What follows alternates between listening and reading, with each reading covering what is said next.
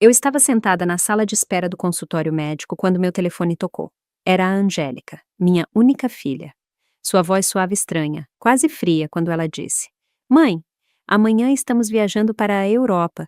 Já vendi sua casa de praia e seu carro. Precisávamos do dinheiro. Tchau. E ela simplesmente desligou, sem mais explicações. Por 50 anos, eu a criei, me sacrifiquei por ela, e ela me descartou como se eu fosse lixo. Mas respirei fundo e sorri, pois havia algo que minha querida filha não sabia. Meu nome é Antônia. Tenho 71 anos e até aquele momento pensava que conhecia minha filha. Eu havia ficado viúva há apenas 6 meses. Roberto, meu marido, morreu de um ataque cardíaco enquanto tomávamos café da manhã juntos, como fazíamos todas as manhãs há 45 anos. Naquela manhã, ele havia me servido café com leite e torradas. Como sempre, ele me deu um beijo na testa e disse: Bom dia, meu amor. Foram suas últimas palavras. Desde então, Angélica estava mais presente em minha vida. Ou pelo menos, era o que eu pensava. Ela vinha me visitar 3 vezes por semana. Ela me ajudou com as formalidades do funeral, me acompanhou ao mercado, ela até sugeriu que eu fosse ao médico para fazer um check-up. Mãe, você precisa se cuidar melhor agora que está sozinha, disse ela com um sorriso que eu pensava ser de amor, mas agora entendo que era de conveniência. A casa de praia havia sido nosso refúgio por anos. Roberto e eu a compramos quando Angélica tinha 15 anos, com muito esforço e sacrifício. Todo verão íamos para lá, criávamos memórias, celebrávamos aniversários, Natal. Angélica trazia seus amigos, depois seu marido, Ricardo. Eu cozinhava para todos, limpava, lavava a roupa. Era a nossa tradição familiar. Nunca imaginei que ela a veria apenas como dinheiro. E o carro, aquele velho Opala, que Roberto cuidava como se fosse um filho, lavava todo domingo, trocava o óleo religiosamente, sempre estacionava no mesmo canto, à sombra da árvore. Angélica sabia o que aquele carro significava para mim. Era a última coisa que me restava dele.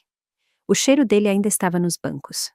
Quando ela desligou, eu ainda estava sentada naquela desconfortável cadeira de plástico verde, cercada por outras pessoas doentes. E pela primeira vez em meses, eu não chorei. Algo estranho aconteceu dentro de mim.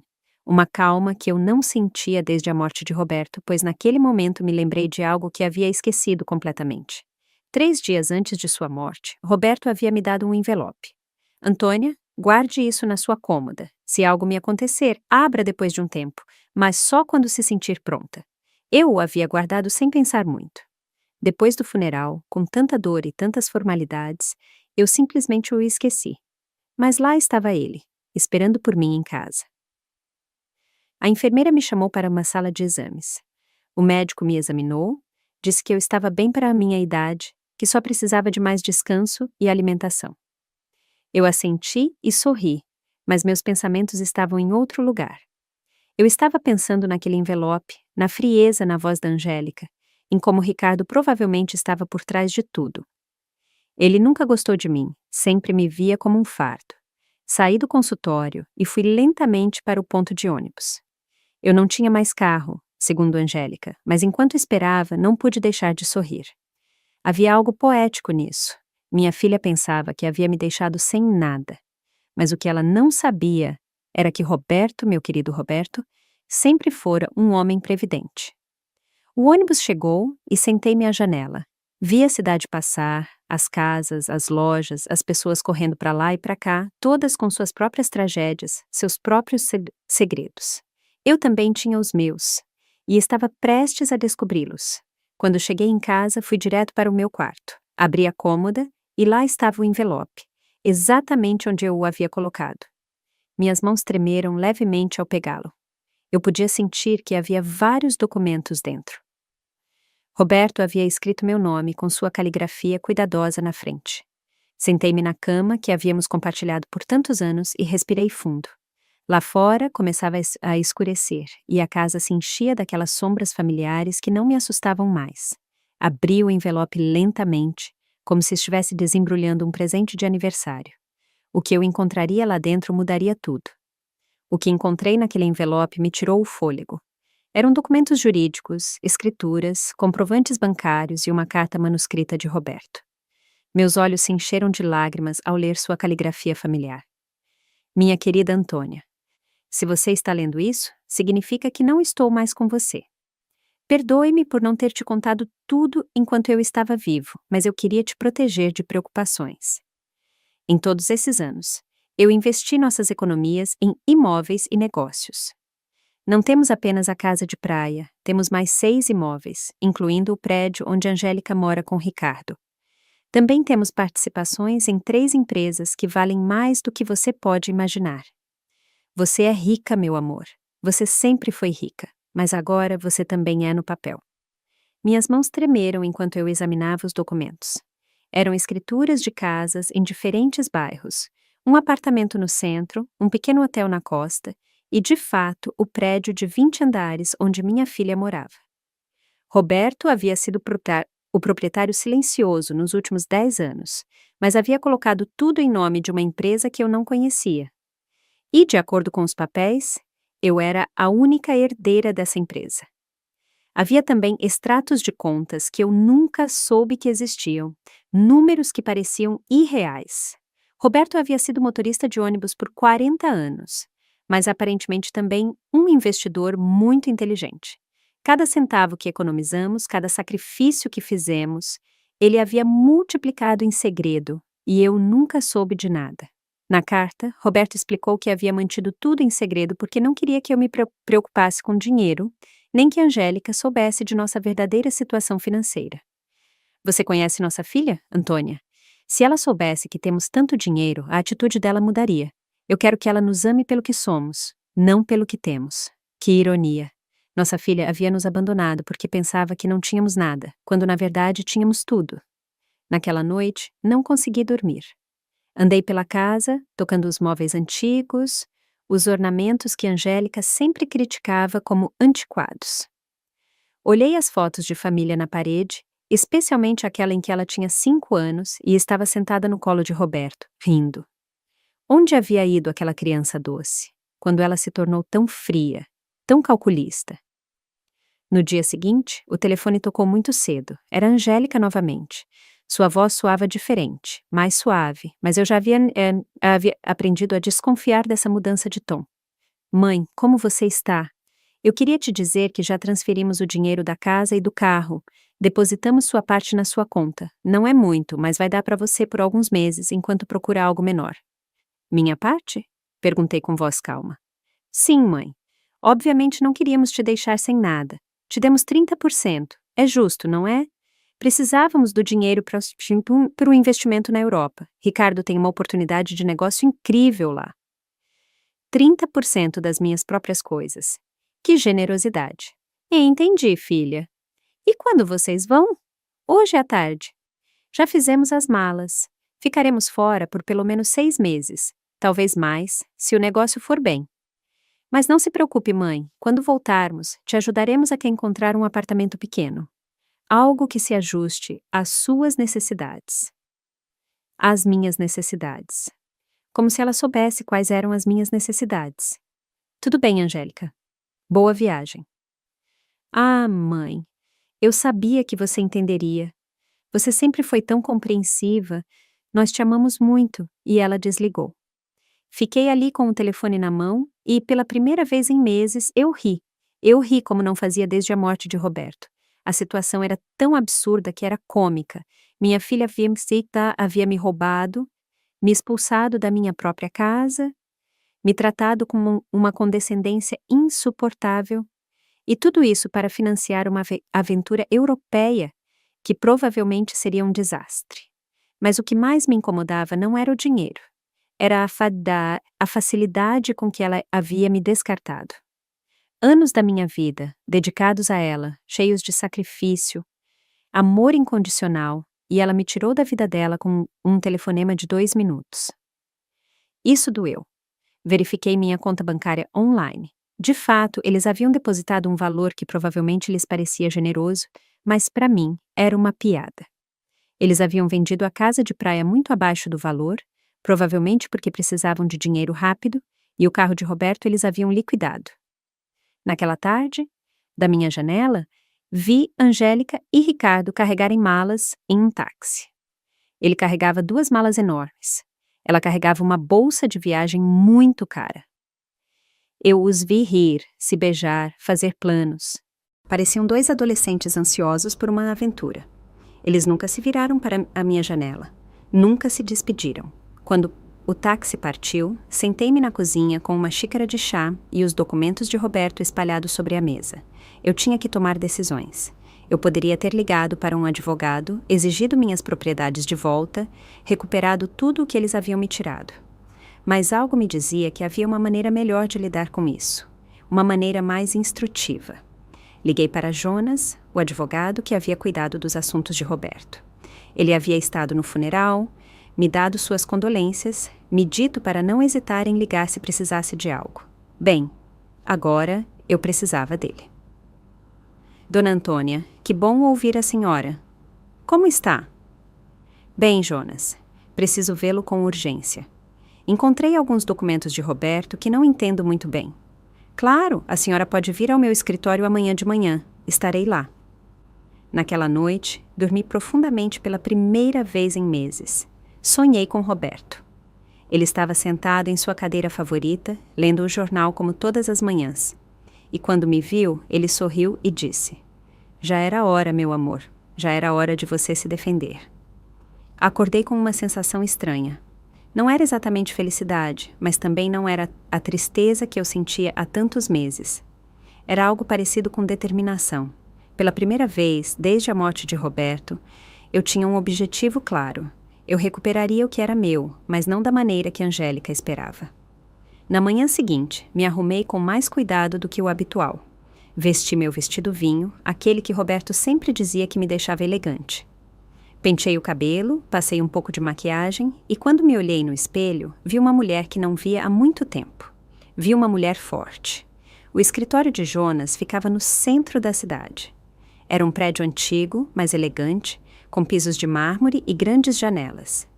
Jonas me recebeu com um sorriso caloroso, mas quando mostrei os documentos a ele, sua expressão mudou completamente. Dona Antônia, isso é muito mais do que eu imaginava. Roberto era um homem muito inteligente. Veja, de acordo com esses papéis, a senhora é proprietária de... Eu sei, Jonas. Já verifiquei. O que preciso saber é o que posso fazer legalmente. Jonas me explicou que estava tudo em ordem, que os documentos eram legítimos, que eu era a legítima proprietária de todos aqueles imóveis. Ele também confirmou algo que eu já suspeitava.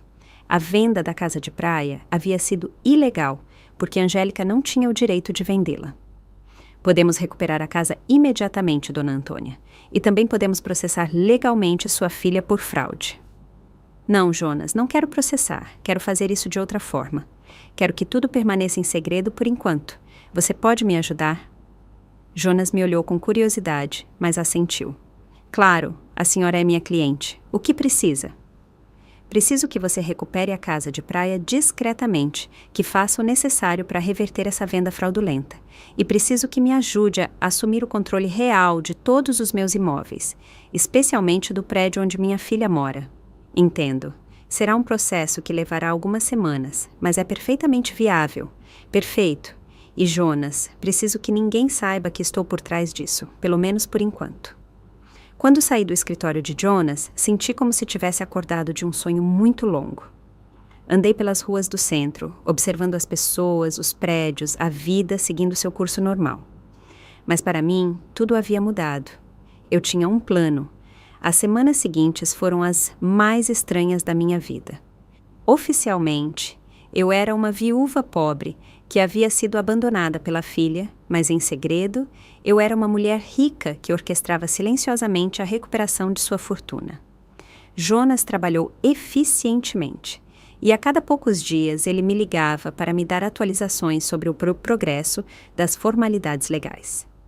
Decidi ficar em minha casa por enquanto. Afinal, ela era minha, embora Angélica provavelmente esperasse que eu me mudasse para um quarto mobiliado. Todas as manhãs eu acordava, tomava café da manhã na mesma mesa onde Roberto e eu passamos tantos anos, e depois ia passear pelo bairro. Os vizinhos me cumprimentavam com aquela mistura de pena e curiosidade que reservam para mulheres recém-viúvas. Elsa, minha vizinha de longa data, se aproximou de mim uma tarde enquanto eu regava as plantas na frente da casa. Antônia, querida, é verdade que Angélica foi para a Europa e te deixou sozinha?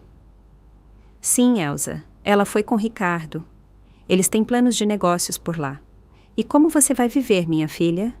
Todos nós sabemos que Roberto não deixou muito dinheiro. Se você soubesse, pensei. Não se preocupe, Elsa, eu ficarei bem. Precisa de alguma coisa? Posso te trazer comida, te ajudar com as compras. Você é muito gentil, mas estou realmente bem. Elsa me olhou com aquela expressão que eu conhecia bem. Era o mesmo olhar que eu havia recebido depois do funeral, misturado com compaixão, com um pouco de alívio por não ser a tragédia delas. Bem, você sabe onde me encontrar se precisar de algo. Essas conversas se repetiam constantemente. O açougueiro, o padeiro, a senhora da loja da esquina, todos falavam comigo naquele tom suave que usam para os desafortunados. E eu assentia, sorria, agradecia a preocupação, mas por dentro, uma parte de mim desfrutava daquela encenação. Era como uma vida dupla. Jonas me ligou em uma quarta-feira de manhã. Dona Antônia, tenho boas notícias. Consegui reverter a venda da casa de praia. Os compradores não sabiam que a venda era fraudulenta. Então receberam seu dinheiro de volta sem problemas. A casa ela é sua novamente. Excelente, Jonas. E o prédio onde Angélica mora? Isso é mais complicado. Tecnicamente, eles sempre foram os proprietários através da empresa. Mas precisamos fazer algumas mudanças administrativas para que a senhora tenha controle direto. Isso deve levar mais 2 semanas. Perfeito. Mantenha-me informada. Depois de desligar, sentei-me na cozinha com meu café e pensei em Angélica. Ela estava na Europa há 3 semanas e eu não tinha tido notícias dela. Nenhuma ligação, nenhuma mensagem, nem mesmo um cartão postal. Para ela, eu havia deixado de existir assim que ela teve o dinheiro que precisava, mas eu sabia que isso mudaria em breve. Decidi visitar a casa de praia. Peguei o ônibus para a costa. O mesmo trajeto que Roberto e eu havíamos feito centenas de vezes. A casa estava exatamente como eu me lembrava. Pequena, pintada de creme, com um terraço que dava para o mar. Os novos proprietários haviam colocado algumas plantas em vasos, mas fora isso, tudo estava igual. Sentei-me na calçada em frente e a observei por 1 hora. Lembrei-me das tardes de verão, quando Angélica era pequena, brincando na areia da praia, construindo castelos de areia. Roberto grelhava peixe enquanto eu preparava saladas na cozinha. Angélica trazia amigos, depois namorados, depois Ricardo. Todos aqueles momentos felizes que ela havia reduzido a uma simples transação comercial. Um senhor idoso saiu da casa e me viu sentada ali. Ele se aproximou com curiosidade. Está tudo bem, senhora? Sim, obrigada. Estou apenas me lembrando. A senhora conhecia os antigos proprietários? Sim, eu os conhecia muito bem. Que pena o que aconteceu. Nos disseram que a senhora idosa estava muito doente e precisava vender rápido. Achamos que era um bom negócio, mas agora descobrimos que a venda não era legal. Tivemos que devolver a casa. Vocês a conheciam pessoalmente? Não, fizemos tudo através de intermediários, mas nos disseram que a filha estava resolvendo tudo porque a mãe não podia. Que situação triste. Se você soubesse o quão triste era de verdade, pensei. Bem, fico feliz que vocês não perderam seu dinheiro. Sim, felizmente tudo se resolveu bem, embora agora tenhamos que procurar outra casa. Gostamos muito desta. Saí de lá com o coração pesado. Não era apenas o dinheiro que doía, era a facilidade com que Angélica havia mentido sobre mim. Ela havia inventado uma história sobre minha doença. Ela havia usado minha suposta vulnerabilidade para justificar suas ações. Para ela, eu não era uma pessoa com sentimentos, mas um obstáculo que precisava ser removido. Naquela noite, liguei para Jonas novamente. Jonas, preciso da sua ajuda com outra coisa. Eu também quero o carro de Roberto de volta. Isso será mais difícil, dona Antônia. O carro estava de fato em nome dela, mas sua filha tinha uma procuração que a autorizava a vendê-lo. Como é possível? Aparentemente, a senhora assinou essa procuração alguns meses atrás, após a morte do seu marido. Não se lembra? Aí estava, o momento em que Angélica havia começado a planejar tudo isso. Eu me lembrava vagamente de ter assinado alguns papéis que ela me trouxe, dizendo que eram para facilitar as formalidades do funeral e da herança. Eu estava tão confusa com a dor que assinei sem ler quão ingênua eu havia sido. Entendo, Jonas. Há alguma maneira de recuperá-lo? Podemos tentar, mas será mais complicado. Teríamos que provar que a senhora assinou a procuração sob engano ou coação. Vamos fazer isso. Quero tudo o que eles me tiraram de volta. Nas semanas seguintes, desenvolvi uma rotina estranha. De manhã, eu era a viúva pobre que todos conheciam. Eu ia às compras, conversava com os vizinhos, mantinha as aparências, mas à tarde eu me tornava a mulher de negócios. Eu estudava os documentos de Roberto, falava com Jonas, planejava meu próximo passo.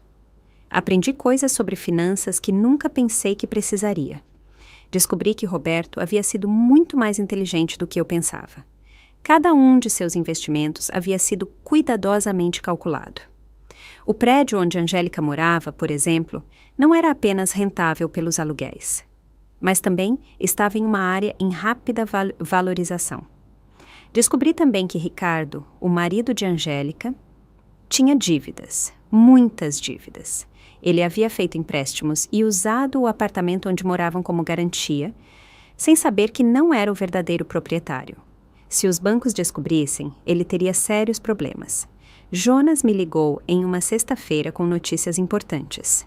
Dona Antônia, já resolvemos todas as formalidades. A senhora agora tem controle total sobre todos os seus imóveis.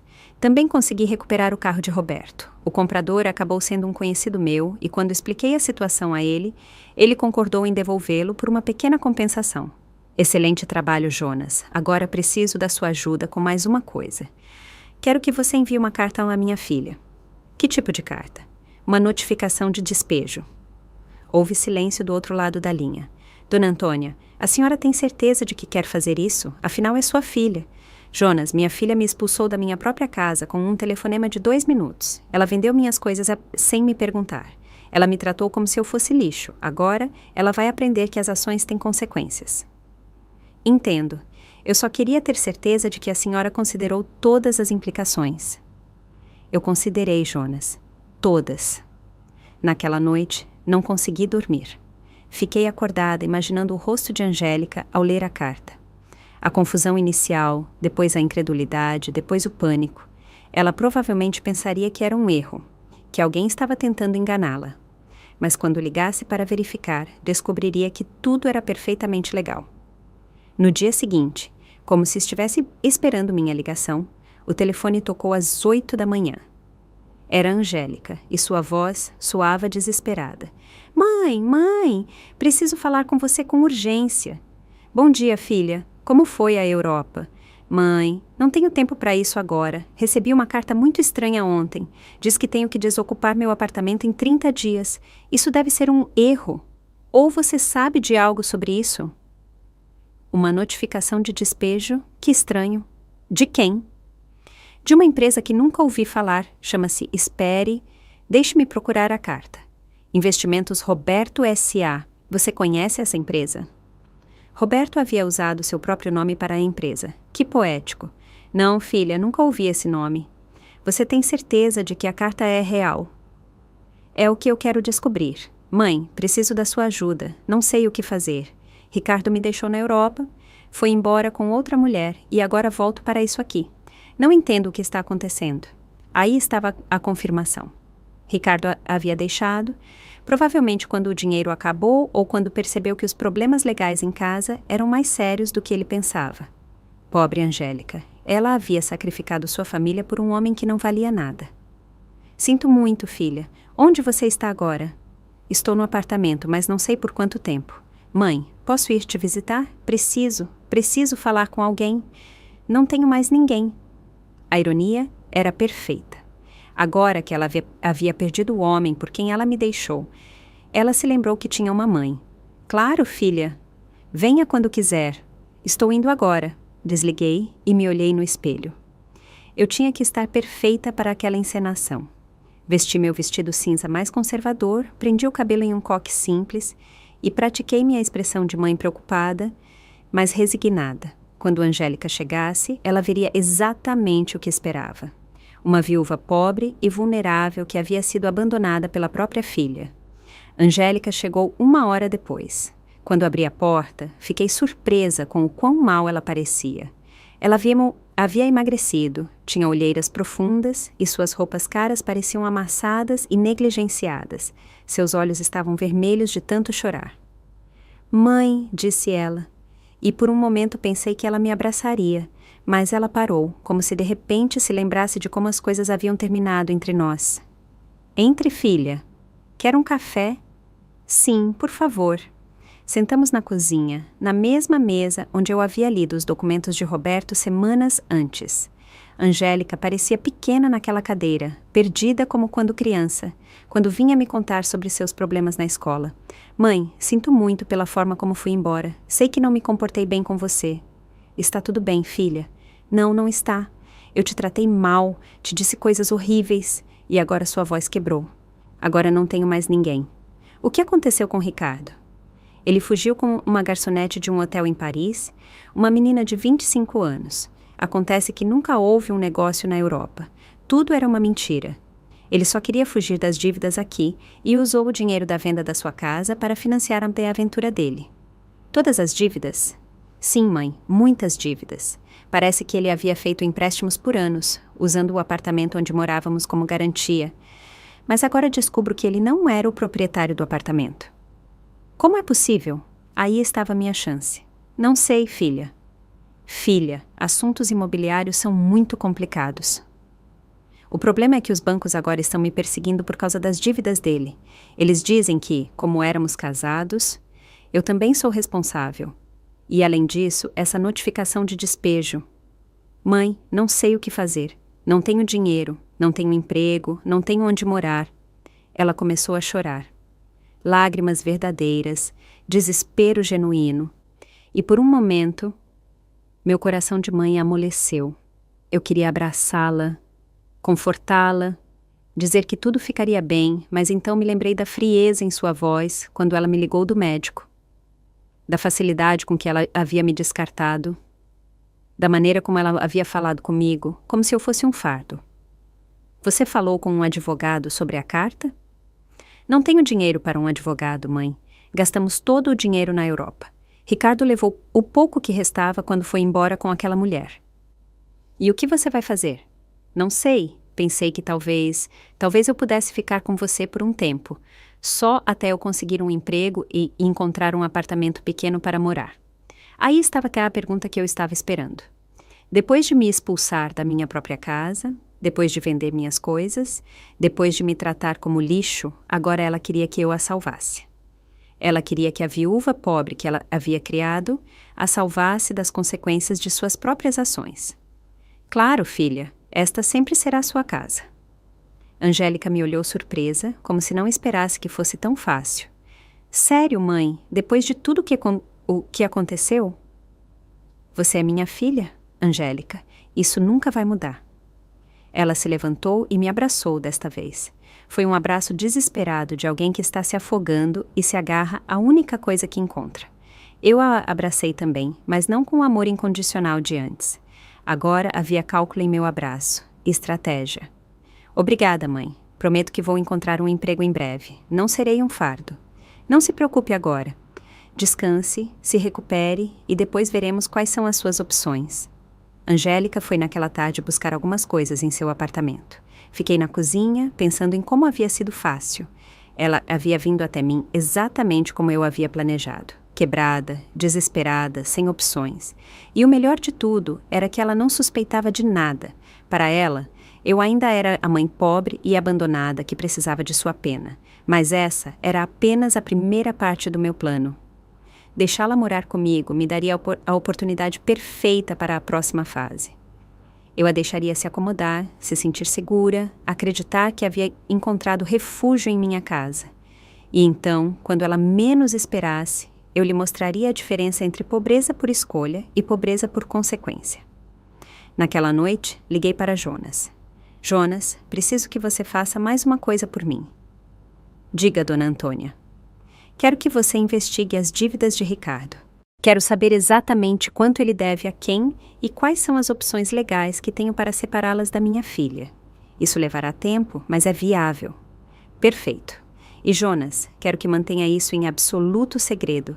Ninguém pode saber que estou por trás dessa investigação. Claro, dona Antônia. Posso perguntar qual é o seu plano final? Meu plano, Jonas, é muito simples.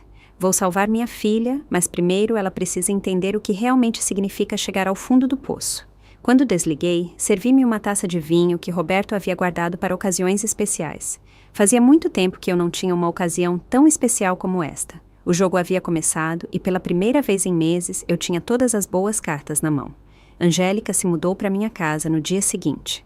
Ela chegou com 2 malas e uma caixa, tudo o que restava de sua vida anterior. Eu a vi desempacotar em seu antigo quarto, o mesmo em que ela havia dormido na juventude, e pude ver a humilhação em cada um de seus movimentos. Ela havia passado de viver em um apartamento luxuoso para se refugiar no quarto de sua juventude. Mãe, encontrei isso no apartamento, disse ela, mostrando-me um envelope. Estava entre as coisas de Ricardo. Tem o seu nome. Era mais um envelope de Roberto. Meu coração acelerou, mas mantive a compostura. Meu nome, que estranho. Sim, olha. Ela me mostrou o envelope. De fato, meu nome estava escrito na caligrafia de Roberto, mas este envelope era diferente do que eu havia encontrado na minha cômoda. Este era menor, mais novo. Talvez Ricardo o tenha encontrado entre as coisas do papai quando ele morreu e esqueceu de me dar, disse Angélica. Possível? Posso ver? Abri o envelope na presença dela. Dentro havia uma breve carta e uma pequena chave. A carta dizia: Antônia, se você está lendo isso depois que eu te dei o envelope principal, significa que nossa filha está passando por um momento difícil. Esta chave abre um cofre no Banco Central. Agência do Centro. O número é 42. Lá está algo que pode te ajudar a ajudá-la. Mas use-o com sabedoria. Com amor eterno, Roberto. Angélica leu a carta por cima do meu ombro. Um cofre. Papai tinha um cofre. Eu não fazia ideia. Eu minto. Seu pai nunca me contou sobre isso. Você acha que deveríamos ir ver o que tem lá dentro? Não sei, filha. Talvez seja melhor deixar as coisas como estão. Mas, mãe, talvez haja algo importante lá dentro. Documentos ou, não sei, talvez algo valioso que possa nos ajudar. O desespero em sua voz era palpável. Angélica se agarrava a qualquer possibilidade de encontrar uma saída para a sua situação, e eu a deixaria se agarrar por mais um tempo antes de lhe mostrar a verdade completa. Tudo bem, eu disse após uma pausa calculada. Podemos ir amanhã. Naquela noite, Angélica e eu jantamos juntas pela primeira vez em meses. Ela havia cozinhado para ser útil, mas a comida tinha gosto de culpa e desespero. Ela me contou mais detalhes sobre o que havia acontecido na Europa, e cada história era pior que a anterior. Ricardo mentiu para mim sobre tudo, mãe. Não apenas sobre o negócio, mas também sobre as dívidas. Eu pensei que ele devia apenas um pouco de dinheiro, mas acontece que ele deve mais de $500.000. E o pior é que ele usou meu nome para alguns empréstimos sem que eu soubesse. Como é possível? Ele falsificou minha assinatura. Quando me casei com ele, dei-lhe alguns documentos para que ele pudesse cuidar das transações bancárias da conta conjunta. Nunca pensei que ele os usaria para isso. Você tem como provar que não sabia? Não sei, tudo é tão complicado. Os bancos dizem que, como éramos casados, eu sou responsável por todas as dívidas dele de qualquer maneira. E o divórcio... Não sei nem onde Ricardo está agora. Ele desapareceu completamente. O telefone dele está desligado. Ele não responde a e-mails. Nada. É como se ele tivesse evaporado. Perfeito. Ricardo havia fugido como o rato que sempre fora, deixando Angélica sozinha com as consequências de suas ações. De certa forma, ele havia me feito um favor. Agora, minha filha estava experimentando exatamente o que eu havia sentido quando ela me abandonou. A traição de alguém em quem ela havia confiado completamente. Sinto muito, filha. Eu não sabia que as coisas estavam tão ruins. Eu também não sabia, mãe. Eu pensei que Ricardo me amava, que construiríamos algo juntos, mas acontece que eu era apenas um caminho fácil para conseguir dinheiro e documentos. Angélica começou a chorar novamente. Como pude ser tão burra? Como não percebi o que ele realmente era? Era tentador dizer a ela que eu havia visto os sinais desde o início, que eu havia tentado avisá-la, que Ricardo nunca me pareceu digno de confiança. mas isso teria destruído minha fachada de mãe compreensiva e vulnerável. O amor às vezes cega, filha. Não se culpe. Mas, mãe, eu não apenas arruinei minha vida. Eu arruinei a sua também. Eu te tratei terrivelmente. Eu tirei sua casa, seu carro, suas coisas e tudo isso para dá-las a um homem que me deixou na primeira oportunidade. Está tudo bem, Angélica. Não, não está. Agora nós duas estamos em apuros por minha causa. Você perdeu tudo o que o papai te deixou, e eu perdi meu casamento e meu futuro. Somos duas mulheres pobres tentando sobreviver. Se ela soubesse, pensei, se ela soubesse que naquele momento eu tinha mais dinheiro do que ela podia imaginar, que eu era a proprietária do prédio onde ela morava, que eu poderia resolver todos os problemas dela com um telefonema, mas ainda não era a hora. No dia seguinte, fomos ao banco. Angélica estava nervosa, esperançosa. Eu continuei a interpretar a viúva confusa que não entendia muito de finanças. O funcionário do banco nos levou aos cofres, verificou minha identidade e abriu o cofre número 247. Dentro havia joias, muitas joias, anéis, colares, pulseiras, brincos. Algumas peças eu reconheci como heranças da família de Roberto. Outras eram completamente novas para mim. Havia também uma carta que explicava-se origem de cada peça e seu valor aproximado. Angélica ficou sem fôlego.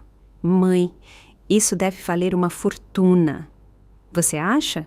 Sim, olha essa esmeralda e esse colar de pérolas. Mãe, papai guardou um tesouro aqui. De acordo com a carta de Roberto, as joias valiam aproximadamente, 1 milhão de era uma quantia considerável, mas nada comparado ao resto da minha fortuna. Era como encontrar moedas debaixo do sofá quando se tem 1 milhão de reais no banco. O que fazemos com isso, mãe? Não sei, filha. São memórias de família. Mas, mãe, poderíamos vender algumas peças. Com esse dinheiro, você poderia ter sua casa de praia de volta e eu poderia pagar algumas das dívidas de Ricardo. Aí estava de novo. Mesmo encontrando algo valioso, a primeira reação de Angélica era pensar em como usá-lo para resolver os problemas que Ricardo havia criado. Ela ainda não havia aprendido nada. Você tem certeza de que quer usar a herança do seu pai para pagar as dívidas de Ricardo? Que outra escolha eu tenho, mãe? Se eu não pagar nada, os bancos vão penhorar tudo o que eu tenho. E, tecnicamente, eu não tenho nada. Tudo estava em nome de Ricardo. Pense bem, filha. Uma vez que você vender essas joias, não poderá tê-las de volta. Eu sei, mas o que mais devo fazer? Não consigo encontrar um emprego com todos esses processos pendentes. Nenhum empregador vai querer contratar alguém com tantos problemas legais. Levamos as joias para casa. Angélica as espalhou sobre a mesa da cozinha e as examinou uma por uma, calculando quais poderia vender e quais poderia guardar. Era doloroso vê-la reduzir as memórias de seu pai a uma folha de papel. Mãe, acho que com isso podemos resolver os problemas mais urgentes. Não todos, mas pelo menos os mais graves. E então eu procuro um emprego, tento reconstruir minha vida. Talvez eu possa alugar um quarto pequeno, algo barato. Você não precisa ir, filha. Pode ficar aqui o tempo que quiser. Não, mãe, já abusei demais da sua bondade. Além disso, você também precisa de dinheiro. Você não pode me sustentar indefinidamente. Era fascinante ver como Angélica lhe havia construído uma imagem completamente falsa da minha situação financeira. Para ela, eu era uma viúva pobre que mal conseguia se sustentar. Embora, na realidade, eu tivesse meios suficientes para comprar todo o prédio onde havíamos encontrado as joias. Naquela tarde, Jonas me ligou. Dona Antônia, tem o relatório completo das dívidas de Ricardo. A situação é pior do que eu pensava. Quanto pior? Ele deve mais de 1 milhão lá a vários bancos e também tem dívidas com credores privados. O que é ainda mais preocupante é que ele usou documentos falsificados com a assinatura de sua filha para alguns desses empréstimos. Isso significa que Angélica é responsável. Legalmente é complicado. Se pudermos provar que ela não sabia, poderíamos livrá-la de algumas dívidas. Mas será um processo longo e caro. Quão caro? Para um bom advogado especializado nesses casos, provavelmente 250 mil. E não há garantia de sucesso. Entendo. E se ela simplesmente pagar as dívidas? Se ela tiver o dinheiro, seria a solução mais rápida, mas duvido que ela tenha acesso a essa quantia. Jonas, quero que você prepare todos os documentos necessários para livrar minha filha dessas dívidas. Mas não diga nada a ela ainda. A senhora vai pagar, dona Antônia? Farei tudo o que for necessário para proteger minha filha, mas isso deve ser tratado de uma maneira muito específica. Quando desliguei, encontrei Angélica na sala, olhando as joias com uma expressão triste. Ela parecia perdida, como uma criança que havia quebrado seu brinquedo favorito e não sabia como consertá-lo. No que você está pensando, filha? No papai, em como ele ficaria desapontado comigo, se pudesse ver o que fiz da minha vida. Seu pai te amava muito, Ana Angélica. Ele entenderia. Não, mãe, ele me ensinou a ser responsável, a valorizar a família, a não ser egoísta. E eu fiz exatamente o contrário. Eu abandonei minha mãe por um homem que se revelou um mentiroso. Eu vendi as memórias da minha família por dinheiro. Eu arruinei tudo o que ele construiu. Pela primeira vez desde seu retorno, ouvi um verdadeiro arrependimento em sua voz. Não era apenas lamentar as consequências de suas ações, mas um reconhecimento genuíno de que ela havia agido moralmente errado. As pessoas cometem erros, filha. O importante é aprender com eles. Mas como eu aprendo com isso, mãe? Como eu conserto o dano que causei? Aí estava a pergunta que eu estava esperando. Angélica estava finalmente pronta para enfrentar a verdade sobre suas ações e suas consequências. Mas ainda não era o momento certo para revelar minha última carta.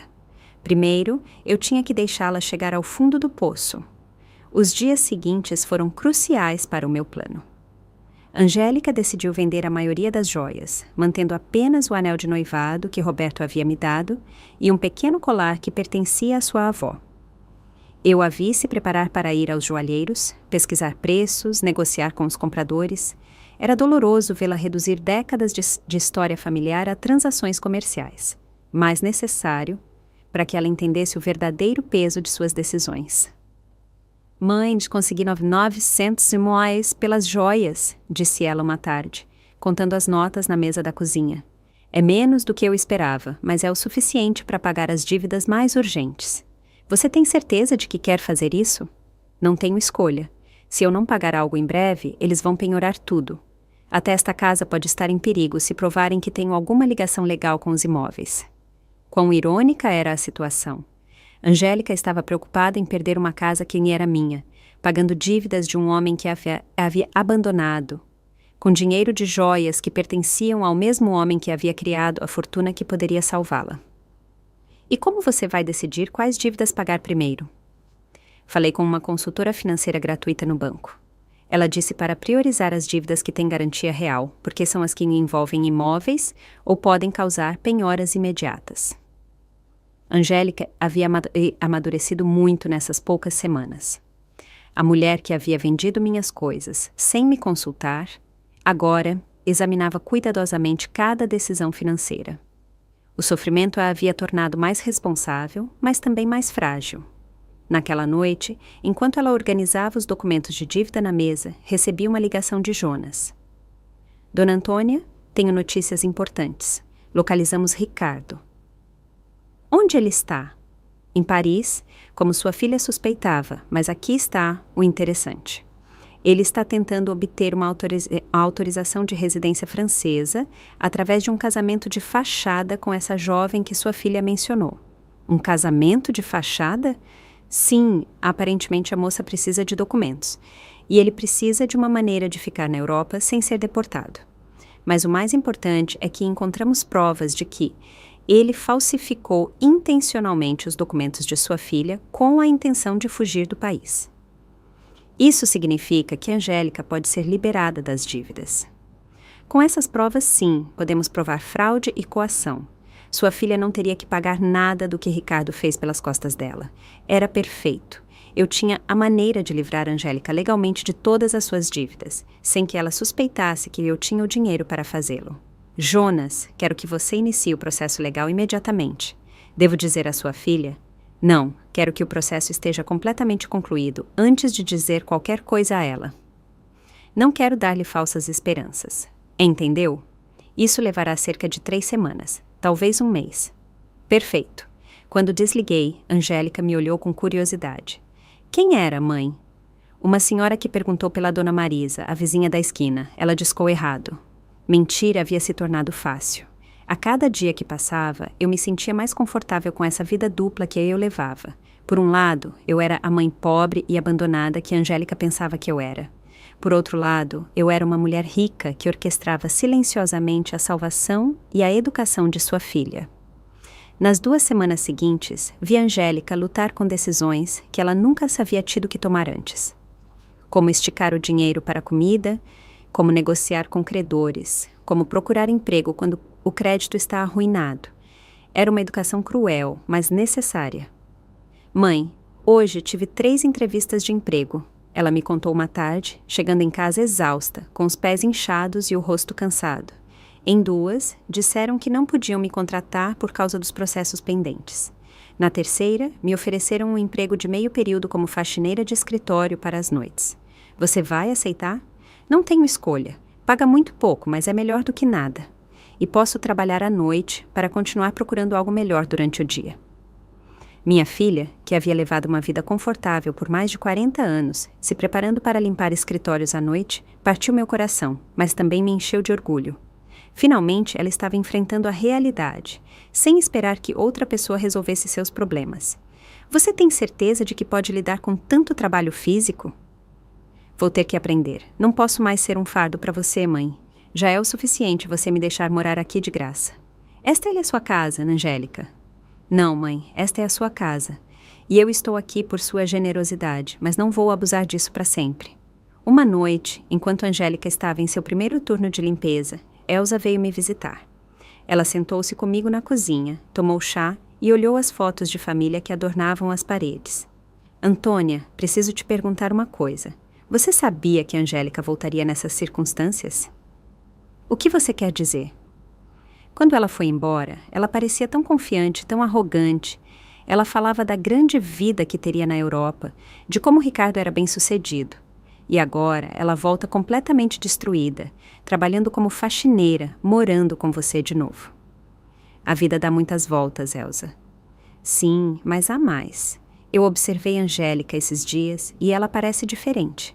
Não apenas triste, mas humilde, como se tivesse aprendido algo importante. Elsa sempre foi muito observadora.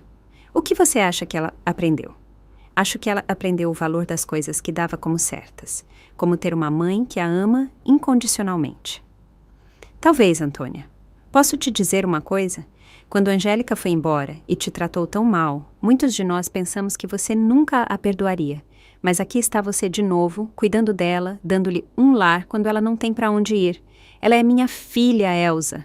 Sim, mas nem todas as mães fariam o que você está fazendo, especialmente depois de serem tratadas como você foi. Se Elsa soubesse a verdade completa, que eu tinha o poder de resolver todos os problemas de Angélica, mas escolhi deixá-la sofrer por mais um tempo para que ela aprendesse a lição completa. Você acha que estou fazendo a coisa certa? Acho que você está fazendo o que uma boa mãe faria, mas também acho que Angélica precisa entender completamente o que ela perdeu quando te deixou. O que você quer dizer?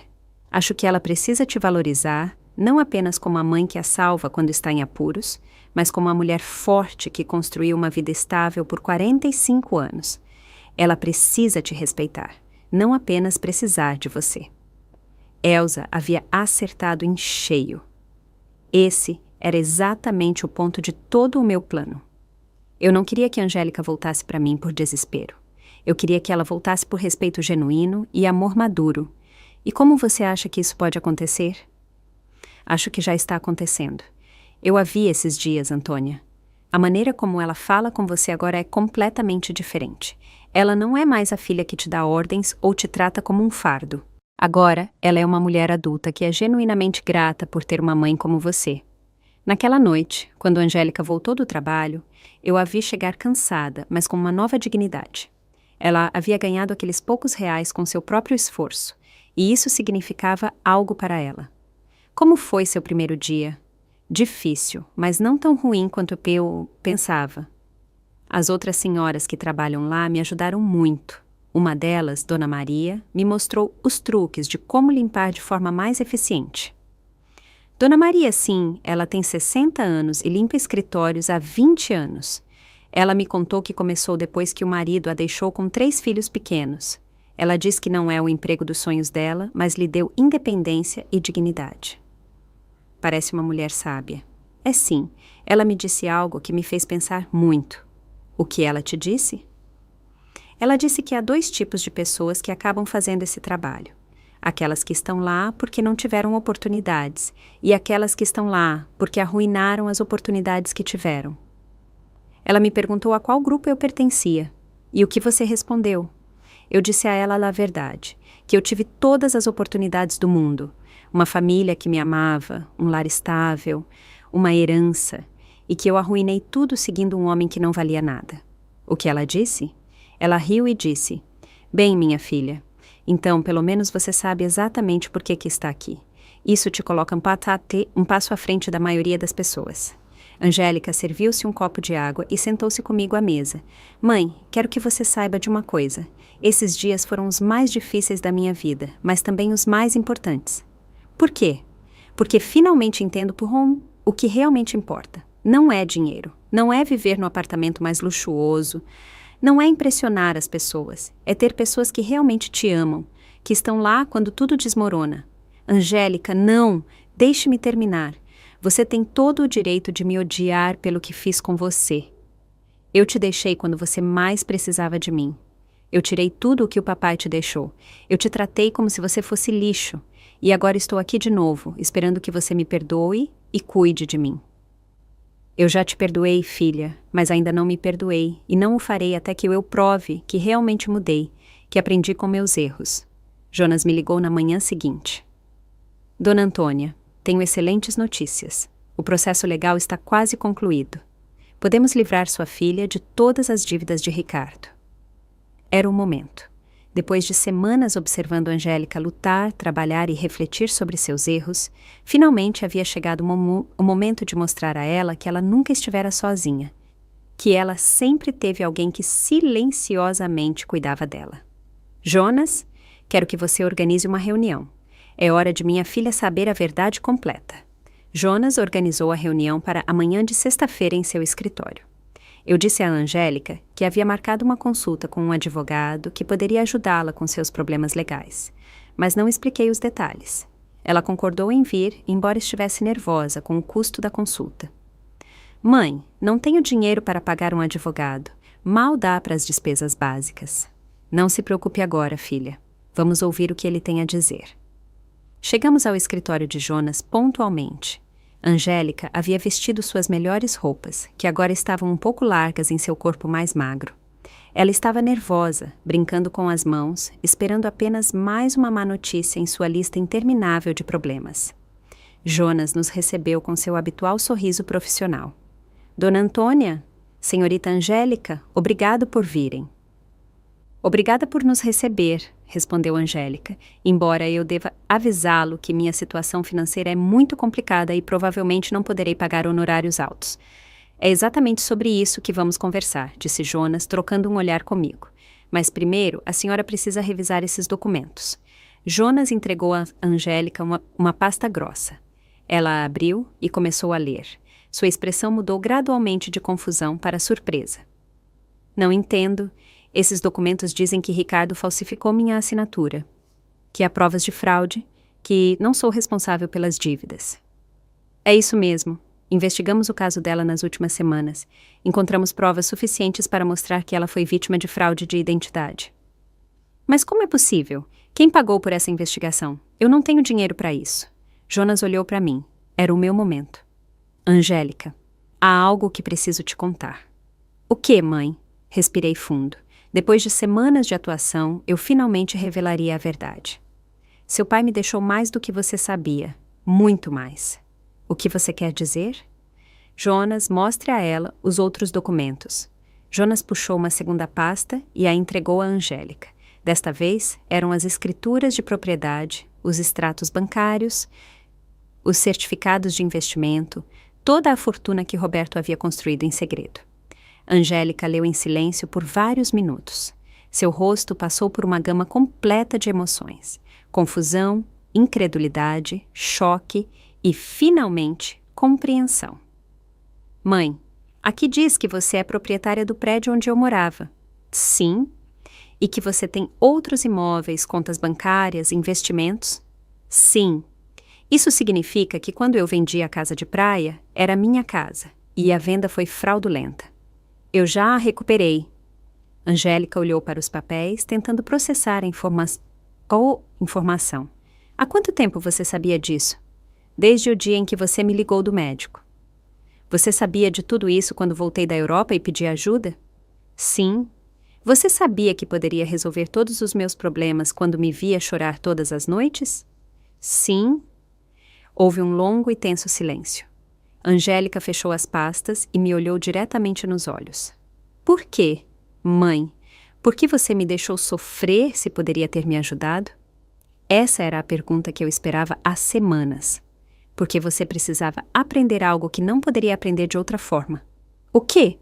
Você precisava aprender o valor das coisas que havia perdido. O valor da família, do respeito, da responsabilidade.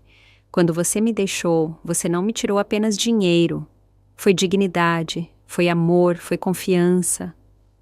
Angélica começou a chorar, mas não eram lágrimas de autopiedade, como as que ela havia derramado nessas semanas. Eram lágrimas de profunda compreensão. Eu te deixei quando você mais precisava de mim. Sim, eu te tratei como se você fosse lixo. Sim, e você me salvou mesmo assim. Sim, mas não da maneira que você esperava. Eu não te salvei, dando-lhe dinheiro para que você continuasse a cometer os mesmos erros. Eu te salvei, deixando você chegar ao fundo do poço para que você pudesse aprender a se salvar. Jonas interveio discretamente. Senhorita Angélica, sua mãe pagou todas as despesas legais para livrá-la das dívidas de Ricardo. Ela também recuperou todos os imóveis que foram vendidos fraudulentamente. A senhora está completamente livre de problemas legais. E o emprego de faxineira que você conseguiu, você pode largá-lo se quiser, eu disse. Mas espero que não o faça. Por quê? Porque esse emprego te ensina algo que você nunca aprendeu quando tudo era fácil.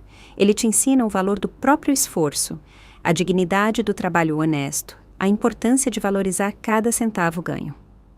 Angélica enxugou as lágrimas e me olhou com uma expressão que eu não via há anos. Não era o olhar de uma filha que precisa da mãe, mas o olhar de uma mulher adulta que respeita outra mulher. Você me perdoa, mãe? Eu já te perdoei há muito tempo, filha. A questão é se você pode se perdoar. Não sei se consigo. Fiz coisas imperdoáveis. As pessoas cometem erros, Angélica. O importante é o que fazemos depois de reconhecer esses erros. Jonas nos deixou sozinhas em seu escritório por alguns minutos. Angélica e eu sentamos em silêncio, processando tudo o que havia acontecido.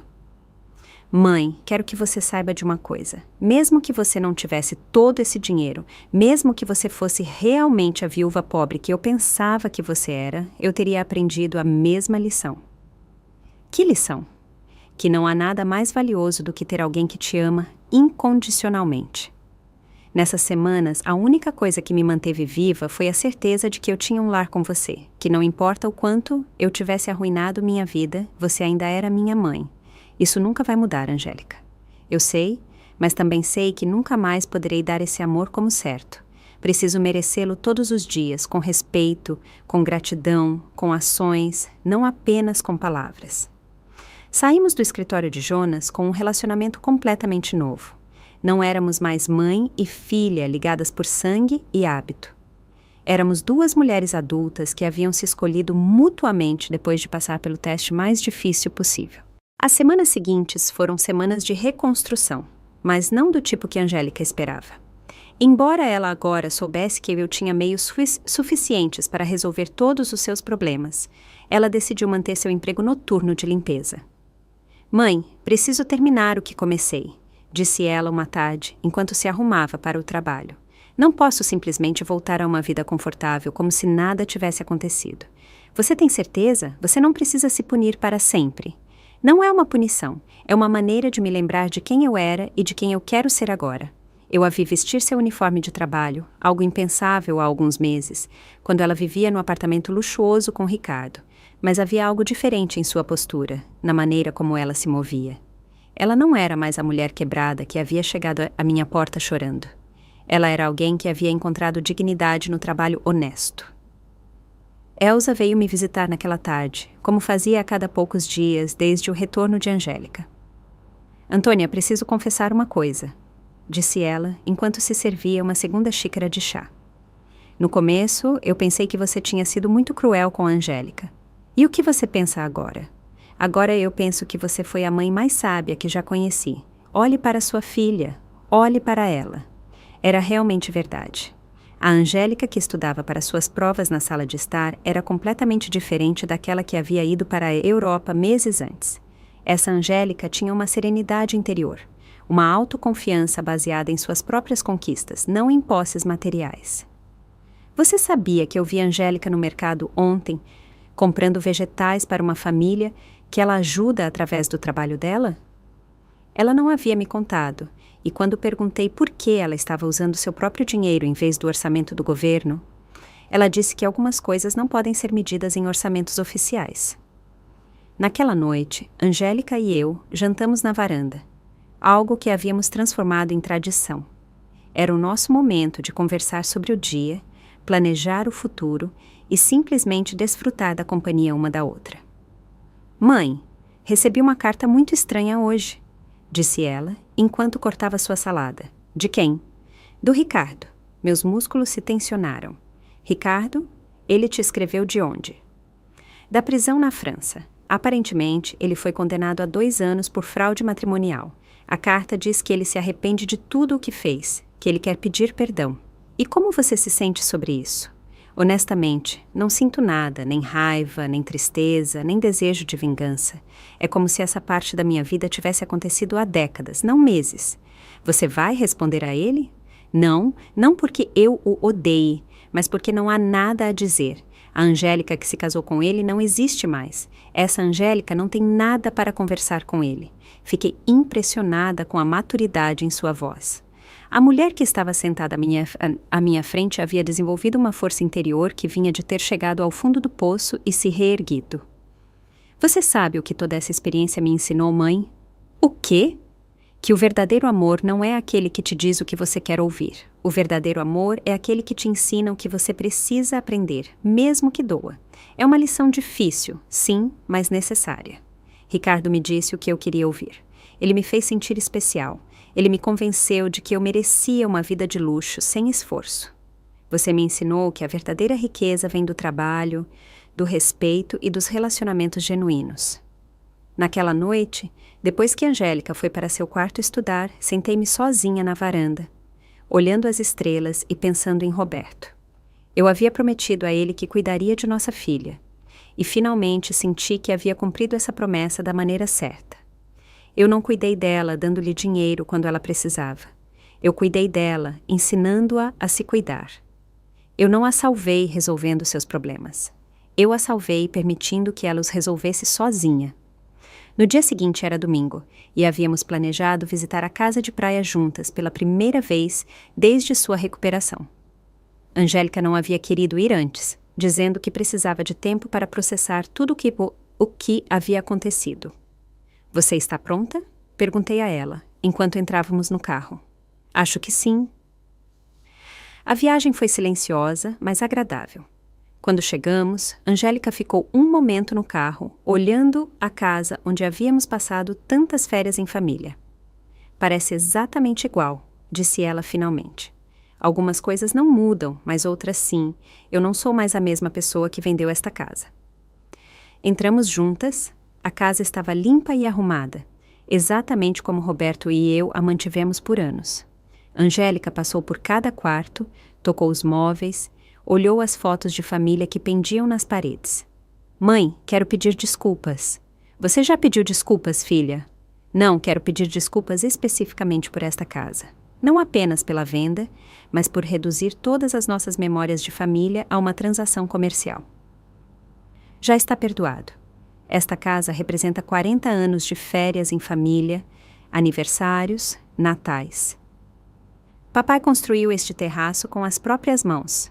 Você plantou este jardim, eu aprendi a nadar nesta praia e eu transformei tudo em dinheiro para financiar a aventura de um homem que não valia nada. Ela sentou-se no sofá onde Roberto costumava ler nas manhãs de domingo. Sabe o que mais me dói? O quê? que eu não senti nada quando a vendi. Era apenas mais um imóvel. Agora que estou aqui de novo, posso sentir o papai em cada canto. Posso ouvir o riso dele, sentir o cheiro do café da manhã dele, ver os óculos de leitura dele na mesa. Ele está aqui, Angélica. Ele sempre esteve aqui. Eu sei, e também sei que ele está orgulhoso de como você lidou com tudo isso. Passamos o dia inteiro na casa, cozinhando juntas, limpando, arrumando pequenos detalhes. Era como um ritual de reconexão, não apenas com o lugar, mas com os valores que aquele lugar representava. Quando o sol começou a se pôr, sentamos no terraço que Roberto havia construído, olhando para o mar. Mãe, tenho uma proposta. Qual? Quero que transformemos esta casa em um abrigo temporário para mulheres que vêm de situações de violência doméstica, um lugar onde elas possam ficar enquanto reconstroem suas vidas. Era a proposta perfeita. Roberto teria adorado a ideia de sua casa de praia, ajudar outras famílias. Essa é uma ideia linda, filha. Podemos usar parte dos fundos da fundação para mantê-la, e eu posso supervisionar o programa através do meu trabalho. Você tem certeza de que quer transformar nosso refúgio familiar em algo assim, mãe? Os melhores refúgios são aqueles que são compartilhados. Papai sempre disse que uma casa só é realmente um lar quando abre suas portas para outras pessoas que precisam de amor. Ele estava certo. Roberto sempre foi generoso com nossa casa e convidou parentes, amigos e vizinhos que precisavam de um lugar para ficar. Voltamos para casa naquela noite, com um novo projeto e um relacionamento completamente renovado. Não éramos mais mãe e filha ligadas por dever ou necessidade. Éramos duas mulheres que haviam conscientemente escolhido construir uma vida juntas, baseada no amor, respeito e um objetivo comum. Naquela noite, antes de adormecer, falei em silêncio com Roberto. Conseguimos, meu amor. Nossa filha finalmente entendeu o que realmente importa. E pela primeira vez desde a morte dele, sentiu-me responder. Eu sempre soube que vocês conseguiriam. Vocês duas são mais fortes do que pensam. A justiça não veio como vingança, mas como educação, não como punição, mas como transformação. E no final, nós duas ganhamos algo muito mais valioso do que dinheiro. Ganhamos um relacionamento autêntico, construído sobre bases sólidas, que nenhuma crise futura poderia destruir.